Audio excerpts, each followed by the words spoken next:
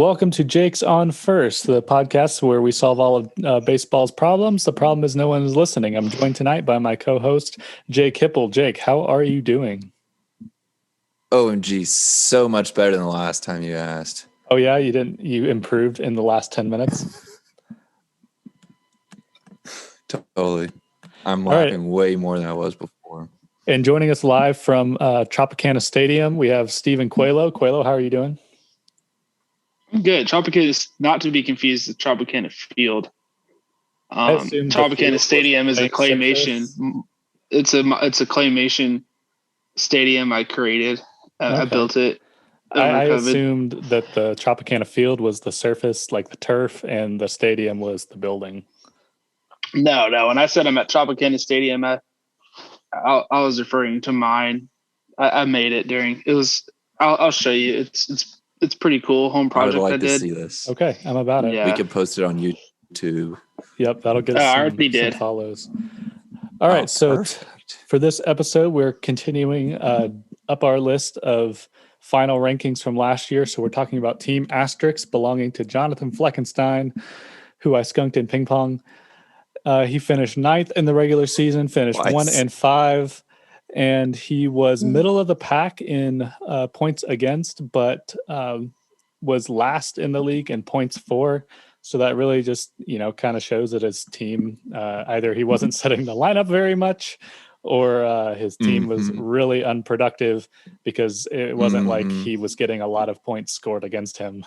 So Hipple, why don't you tell us a little about the keepers and maybe the history of the Team Asterix name? All right, so the Team Asterix name, when I spelled Jonathan's name on the member thing when I sent out the email, I misspelled the Jonathan. I added in, because some people do Jonathan with an H between the O and N, some don't. I did the H and there's a not, so he did the asterisk correcting me on that, but so that's why it's Team Asterix. All right. Also, I can go ahead and tell you. So go ahead and tell us about his keepers. Well, yeah, we have other stuff with that owner. All right, his keepers this year: Tim Anderson, Adley Rushman. Is that how you pronounce the last name? Yes, close enough. Okay, I wasn't sure if it was Rush or is it Rush or Roosh? Rush. Rushman. Okay. Rushman. Okay. Rushman. So who else does he have? If you say it enough, it sounds funny. All right. Christian Yelich, who sucks. Walker Buehler, Michael Kopech, Blake Snell, Will Smith, and I think it's the catcher Will Smith, not the actor, singer.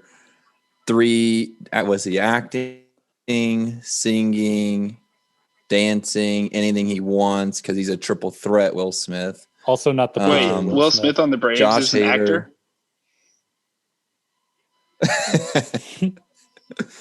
Oh, wait. So, okay, I think it's the catcher, not the pitcher, and not the triple threat. It is indeed the catcher. Although he did go to the same school as the pitcher.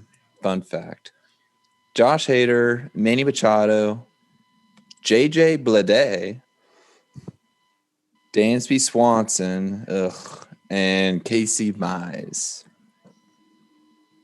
So that's it. Okay. Interesting keepers for some of them. Coelho, what do you think his draft needs are? Outfield. I think you need more than one outfielder, ideally, in terms of your keepers.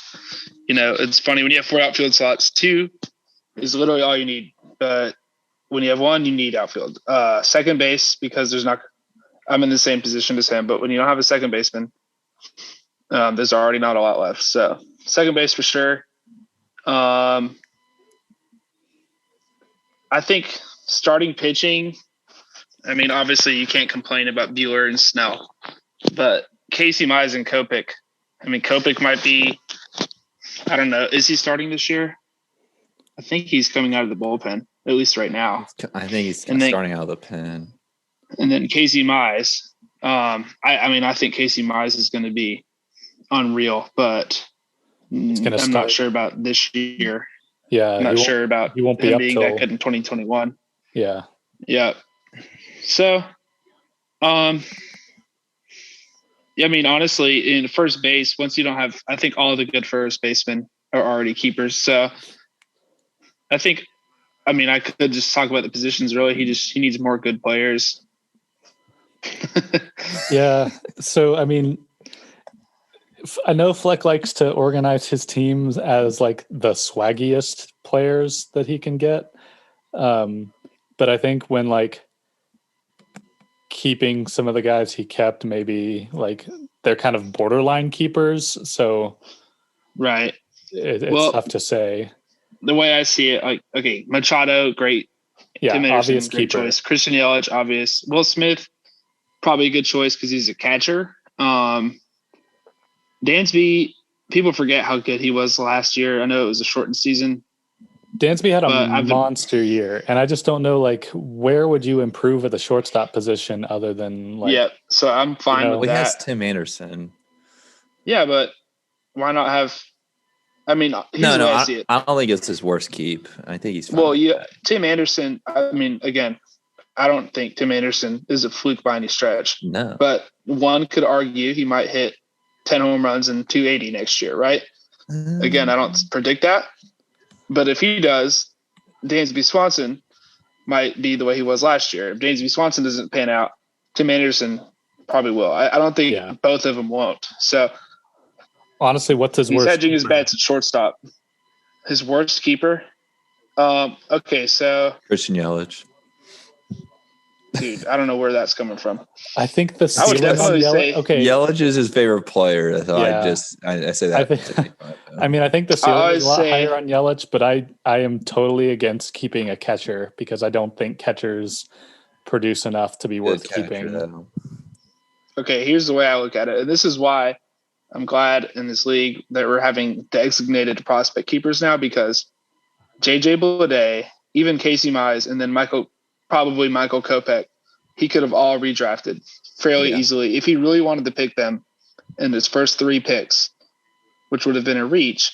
That's still better than making them your keeper. The only difference is if he really didn't have anyone else worth keeping. But if that's the case, you can have less than 12 anyways. So I always say if you can easily redraft somebody, that's a bad keep, even if that player ends up outperforming anyone else you would have kept anyways, because you would still have that one other player, and then the player you like Casey Mize or whoever that person would be, if that makes sense.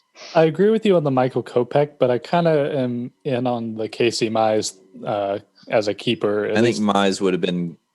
Yeah, I think I'm fine with Mize too. Yeah, I wouldn't have wanted to. Yeah, I suppose someone might have swooped in, and that's fair. Yeah, everyone's trying to trade for him and things like that. But that's kind of like the way I see it. Like JJ Bleday, I totally could see him panning out. I don't have a problem with betting on him, but why not just draft him back? Yeah, I mean, and that's how I feel about the catchers too. It's just I don't think catchers produce very much anyway as far as like a fantasy baseball player. If you could like edit catcher stats independently, it's something like a kicker you could in football, and I would look at them differently. But because you have to just judge them on their offensive stats alone, they're just, I don't think they're worth keeping. You can do that in Fantrax. Well, we don't have Fantrax. We got ESPN. The worst. Just kidding. Don't kill us, ESPN. Actually, yeah, they're listening. You're canceled. Okay, any last takes on Team Asterix? Yes. My final take is he has some needs. We've discussed those, but I have offered him dozens of trades that meet every one of those needs, and I have never received a response. So I don't feel bad at all. I don't feel bad. We definitely have had some drama with his team ownership, but this should be a new and improved Team Asterisk in terms of communication and constant lineup management. I think his he went through some personal struggles the previous year or two, and so I think now we're back on track. And he does have a history of somehow making weird moves that pan out. So yeah, he definitely can turn things around quickly. He makes questionable stuff, no doubt, but I do think that he's a team that will surprise. Maybe not this year, maybe next year, but so what's his ceiling? Do you think he wins? Do you think he makes the playoffs? He could sneak into the playoffs. I don't think he does, but he is a guy who I feel like if he pays attention, he could sneak in. I don't feel like his ceiling is winning the league, but I definitely think he could be middle of the pack. Yeah. So okay, I always say there's a Juan Soto out there every year. You just got a Juan Soto, a Yordano Perez out there every year. And if you're on it, you're going to pick that guy up. And that could turn an average middle of the pack team into a contender immediately. Wise words. All right, Fleck. So if you're listening to this, go find your Juan Soto. With that, we will end this episode. Join us next time for another team profile and projections.